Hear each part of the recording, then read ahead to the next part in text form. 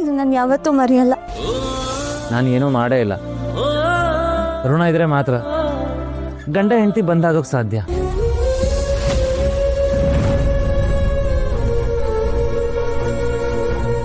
Happy married life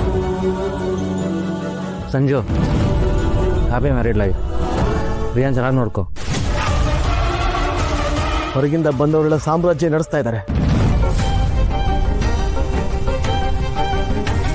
ನಡೆಸಿ ನನ್ನ ಮಾತಿಗೆ ಎಳ್ಳು ಕಾಳಷ್ಟು ಬೆಲೆ ಇಲ್ಲ. ನಿಮ್ಮ ಮನಸ್ಸಿಗೆ ಬಂದಾಗ ಮಾಡ್ಕೊಳ್ಳಿ.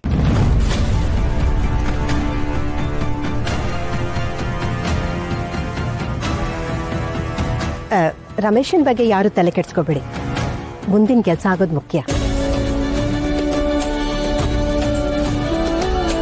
ಕರ್ಣ, ಏನೇ ಹೇಳು, ಈ ಮದುವೆ ಮಾಡಿ ಪುಣ್ಯದ ಕೆಲಸ ಮಾಡದೆ ಬಿಡು.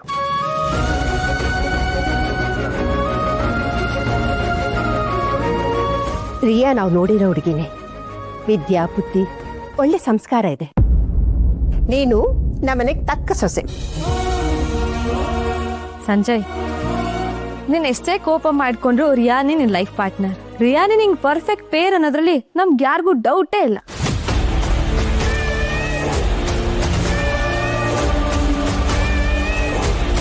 ಹೊಸ ಜೋಡಿಗೆ ಆರತಿ ಮಾಡಿ ಮನೆ ತುಂಬಿಸ್ಕೊಡೋಣ. ನೀವಿಬ್ರು ಹೋಗಿ ತುಪ್ಪು ದೀಪ ಹಚ್ಚಿ.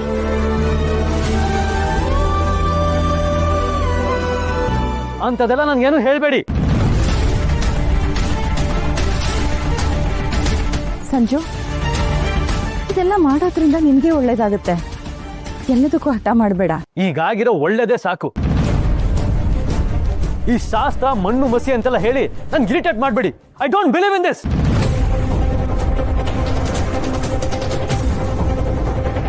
Sanju, don't believe, it's fine. But ಈ ಮಾಡರ್ನ್ ಮೆಂಟಾಲಿಟಿ ಅಂತ ಬೇರೆಯವ್ರ ಮನಸ್ಸು ನೋಯಿಸ್ಬೇಡ.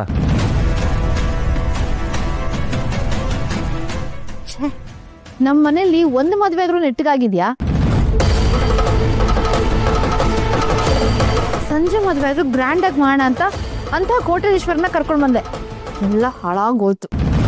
ಎಕ್ಸ್ಕ್ಯೂಸ್ ಮೀ ಚಿಕ್ಕತ್ತೆ, ಇದೆಲ್ಲ ಸಂಜು ಮಾಡಿರೋ ಗನಂದಾರಿ ಕೆಲ್ಸದಿಂದನೇ ಹೊರತು ಇದಕ್ಕೆ ಬೇರೆ ಯಾರು ಕಾರಣ ಅಲ್ಲ ಅನ್ನೋದು ಸ್ವಲ್ಪ ನಿಮ್ ತಲೆಯಲ್ಲಿ ನೆನ್ಪಿಟ್ಕೊಳ್ಳಿ.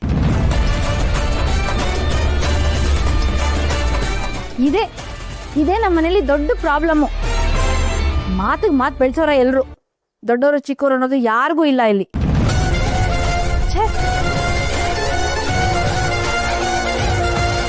ಪ್ರಿಯಾ,